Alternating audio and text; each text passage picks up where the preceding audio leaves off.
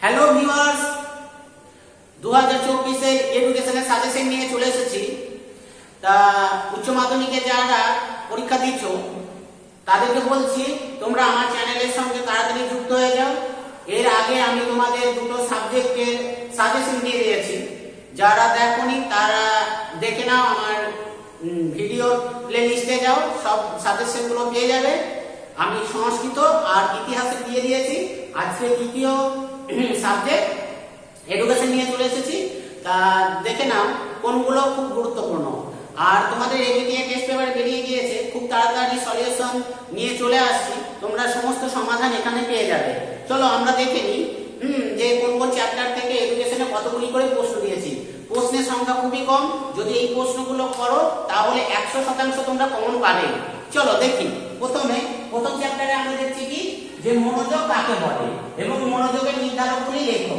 তাহলে তিনটে নির্ধারক আছে, ব্যক্তিগত, বস্তুগত আর শারীরিক। বেশ, তারপরে দেখো ব্যক্তিগত ও বস্তুগত নির্ধারক সম্পর্কে আলোচনা করো। এটা খুব গুরুত্বপূর্ণ, এটা আশা করি পরীক্ষায় চলে এসেছে তোমাদের, ঠিক আছে। তারপরে দেখো বুদ্ধি কাকে বলে, বুদ্ধির বৈশিষ্ট্যগুলি লেখো। প্রথম চ্যাপ্টার থেকে জাস্ট দুটো প্রশ্ন দিয়েছি, এই দুটো প্রশ্নের মধ্যে শিওর একটা তোমরা পাচ্ছ। তারপরে দেখো দ্বিতীয় চ্যাপ্টারে, এটা দ্বিতীয় চ্যাপ্টারে লেখা আছে, দ্বিতীয় চ্যাপ্টার থেকে দিয়েছি একটা জাস্ট প্যাভলভের প্রাচীন অনুবর্তন তত্ত্বের পরীক্ষাটি লেখো। এবং এই প্রাচীন অনুবর্তন তত্ত্বের গুরুত্বটি কি এটা দেখবে। তারপর দেখো তৃতীয় চ্যাপ্টারে তোমাদের রাশিবিজ্ঞান আছে, রাশিবিজ্ঞান থেকে সাজেশন দেওয়া যাবে না, তাই আমরা চতুর্থ চ্যাপ্টারে চলে যাচ্ছি। দেখো শিক্ষায় সমসুযোগ বলতে কি বোঝো, শিক্ষায় সমসুযোগের ধারণাগুলি লেখো। তারপরে দেখো 4 নম্বর চ্যাপ্টার থেকে আরেকটা প্রশ্ন আছে কি না, ভারতীয় সংবিধানে বর্ণিত শিক্ষা সংক্রান্ত সুপারিশগুলি লেখো। এটা খুব গুরুত্বপূর্ণ, ঠিক আছে। আর সমসুযোগটাও খুব গুরুত্বপূর্ণ, খুবই গুরুত্বপূর্ণ।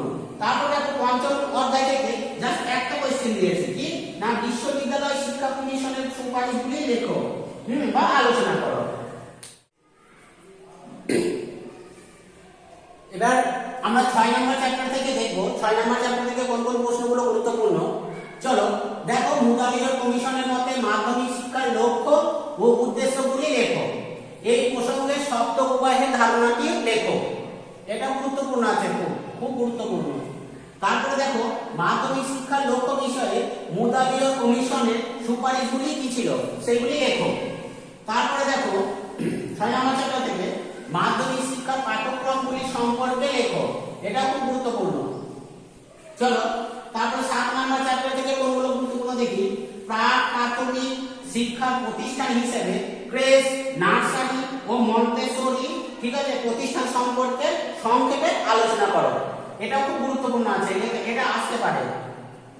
তারপর দেখো প্রাক প্রাথমিক শিক্ষা সম্পর্কে কোটারি কমিশনের সুপারিশগুলি লেখো।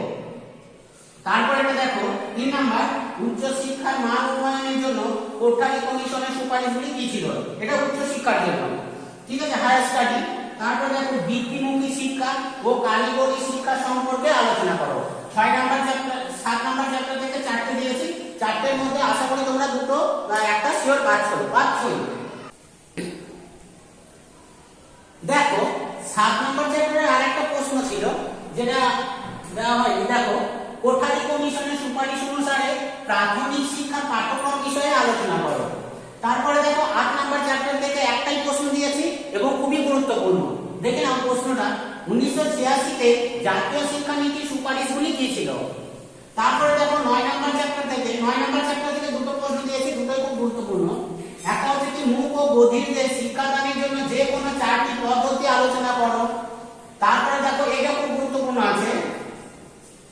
তারপরে দেখো মূক ও বধির কাদের বলে বা অথবা কি কি কারণে মূক ও বধির হয়ে থাকে। এই দুটো প্রশ্নের মধ্যে একটা প্রশ্ন তোমরা সিও কমন পাচ্ছ। তারপরে দেখো বয়স্ক শিক্ষার লক্ষ্য ও উদ্দেশ্য। এটা তোমাদের 10 নাম্বার চ্যাপ্টার, এটা 10 নাম্বার চ্যাপ্টারে খুব গুরুত্বপূর্ণ। দেখো 10 নাম্বার চ্যাপ্টারে কি হচ্ছে, বয়স্ক শিক্ষার লক্ষ্য ও উদ্দেশ্যগুলি লেখো। তারপরে দেখো 2 নাম্বার কি না, সর্বশিক্ষা অভিযান কি, এর কারণ ও উদ্দেশ্যগুলি লেখো। এটাও খুব গুরুত্বপূর্ণ আছে। তারপরে দেখো সর্বশিক্ষা অভিযানে যে কোনো 4টি উদ্দেশ্য লেখো। তারপরে এটা দেখো সর্বশিক্ষা অভিযানে পশ্চিমবঙ্গের উদ্দেশ্যগুলি কি ছিল। এটা খুব গুরুত্বপূর্ণ। আশা করি দেখো 10 নম্বর চ্যাপ্টার থেকে 4টে দিয়েছি, এই 4টের মধ্যেও একটা পাচ্ছ।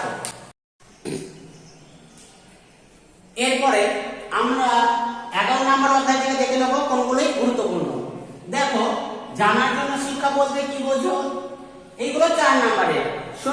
তোমাদের 8 নম্বর অধ্যায় পর্যন্ত আসবে, তারপরে 4 নম্বরের প্রশ্ন দেয়, সেই 4 নম্বরের প্রশ্নগুলো তোমাদের 9 নম্বর অধ্যায় থেকে শুরু করে একেবারে 12 নম্বর অধ্যায় পর্যন্ত, 9, 10, 11, 12 এই 4টে অধ্যায় থেকে তোমাদের 4 নম্বরের প্রশ্ন আসবে, দেখে না। তাহলে জানার জন্য শিক্ষা বলতে কি বোঝো। তারপরে দেখো কর্মের জন্য শিক্ষা বলতে কি বোঝো, খুব ইম্পর্টেন্ট আছে এইগুলো, ঠিক আছে, এইগুলো সবগুলো খুব গুরুত্বপূর্ণ। তারপরে এটা দেখো একত্রে বসবাসের শিক্ষা বলতে কি বোঝো। তারপরে দেখো অন্তর্ভুক্তি শিক্ষার ক্ষেত্রে ইউনেস্কোর ভূমিকাগুলি কি ছিল। তারপরে দেখো 12 নম্বর অধ্যায়ে কোন কোন প্রশ্নগুলো দিয়েছে, দুটো প্রশ্ন দিয়েছে 12 নম্বর অধ্যায়ে। একটা কি শিক্ষার গুণগত মান উন্নয়নে কম্পিউটারের ভূমিকা লেখো। তারপরে দেখো হার্ডওয়্যার ও সফটওয়্যার বলতে কি বোঝো, ঠিক আছে, এবং এর নীতিগুলি কি ও বৈশিষ্ট্যগুলি কি। এইগুলি মাত্র কয়েকটা প্রশ্ন যদি তোমরা করতে পারো তাহলে তোমাদের 100% এখান থেকে কমন আসছে, ঠিক আছে। Thank you for watching.